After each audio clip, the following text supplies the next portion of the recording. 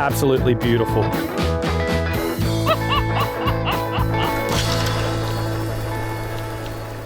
Hey guys, Mickey from Tom's Outdoors, and in this episode of our Intro to Fly Fishing, we're going to look at flies, mainly dry flies, nymphs, and wets. Now, when we're talking about flies, we're generally talking about three main kinds: dries, nymphs, and wet flies. Now, the last two, nymphs and wet flies, both sink underwater. Dry flies, they float on the surface. Now, because we're fancy anglers and we like to categorize everything, you can actually break down your nymphs, dry flies, and wet flies into even more categories. Dry flies can be broken down into terrestrials or aquatic bugs. A terrestrial, coming from the Latin, the land, are bugs that fall off land or trees into the water. Think grasshoppers, cicadas, a caterpillar, a spider. Anything that lives on land and falls in the river is a terrestrial dry fly. Now, an aquatic bug, like a mayfly or a caddis, they spend their lives as little grubs, we're going to talk about nymphs in a second, and then hatch out into their adult forms, which float on the surface. That's when the fish have access to them as dry flies. Nymphs are the underwater stage, or kind of like the adolescent, of a caddis or a mayfly that eventually hatch out into those floating dry flies. They live in the water for much longer, and fish have a lot of access to nymphs. They eat a lot of them. They're very important to have in your box. Wet flies, also like nymphs, stay underwater. That's the main difference between wet flies, nymphs, and dry flies, is that nymphs and wet flies are underwater, dry flies float, funnily enough. When it comes to wet flies though, we might be imitating anything that swims. Let's say a little fish, a frog, an eel, a drowned mouse, something else in between. Wet flies swim along under the water. They've got a bit more agency than nymphs. Nymphs can move a little bit, but generally we tend to drift nymphs along naturally, and we tend to aggressively fish wet flies or swing them across the current. That's the main difference. Now, there's only one more category to keep in mind, and there's probably about 27 more, but I don't speak Latin, so they don't matter. But one more category to keep in mind that goes across all flies is whether they're imitative or they're attractors. Now, an imitative fly, try and say that 5 times fast, is a fly that imitates a certain bug pretty precisely, like our grasshopper patterns or our very precise mayfly imitations. We want them to look as much like that bug as possible, in profile, in size, color, everything else in between. Attractors though, just look like a little slip of life, or something floating along on top that kind of looks a bit like everything. They're some of my favorite flies, and the flies we use the most for guiding, especially in high water conditions when fish don't have long to look at flies. As fish get more and more time to really take a look at something, sometimes you need to be a little bit more imitative rather than attractive, but always try and keep it attractive.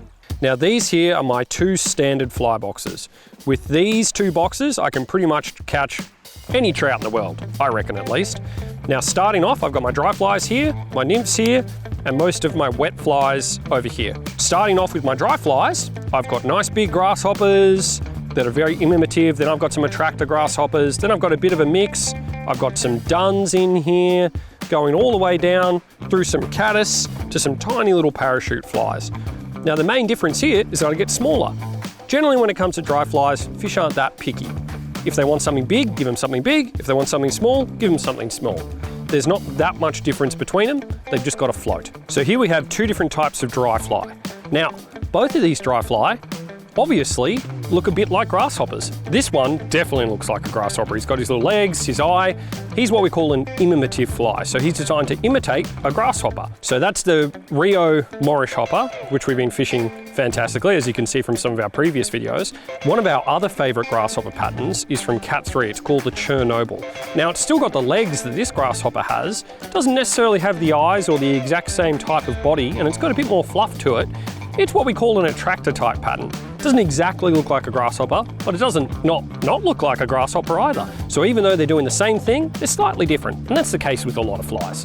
Now, when it comes to my nymphs, I have them arranged both in size, but also very much so in weight. I start off with my heaviest nymphs. Now, all of these nymphs here have what are called bead heads. These ones are made out of tungsten, so they're very heavy.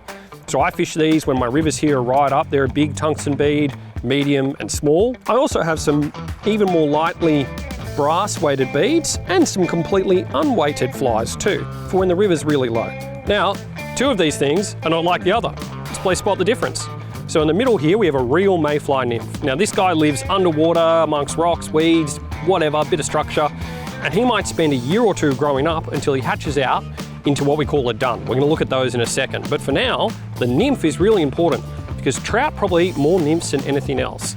And here are two perfect flies to represent or imitate this mayfly nymph. On the left here, we have what's called a Sawyer's pheasant tail, or just a plain old pheasant tail nymph. This one's unweighted, so it'll go really well in that shallow kind of riffly water that I don't need to get too deep into. This one here is a Hoover from category 3. It's got a nice tungsten bead on it. They're very similar flies. This one though is a bit heavier. They both look a lot like this pheasant tail, so they're what we call imitative flies. Flies that imitate something, just like our grasshoppers that we looked at before, but the main difference is the weight and where we're going to fish them in the water column. And when it comes to nymphs, weight's probably your most important thing. Then, when we come to my wet fly, I also call this my streamer box. I've got it from very big and heavy to very small and light. Now these ones, as you can see, might imitate a little fish or a little yabby, something like that. Whereas these ones might imitate a tiny little insect swimming along just under the surface. Now the trick with wet flies or streamers is you want a good range of sizes, weights and colours. This is a classic little woolly bugger, it's called a magoo. They come in all different colours, sizes, shapes and flavours. They swim underwater or they drift underwater and look like a nice chunky meal for a fish. Now this one has a marabou tail, hackled body and a nice heavy tungsten bead. It can imitate a small fish, a tadpole, a damselfly. It's just an edible little slip of life. Now the good thing is, while it's dry, that marabou tail might be all fluffy like that, but I'll get it wet and we'll slam cut and I'll show you the difference. Now that's the difference between that fly, dry and wet. It's sleek, it's speedy, it's very edible, and this marabou tail pulses underwater, which just makes fish want to eat it. You've got to remember, trout are little hungry predators. You put something that looks edible in front of their face, chances are they're going to eat it. Okay guys, that's flies in a nutshell.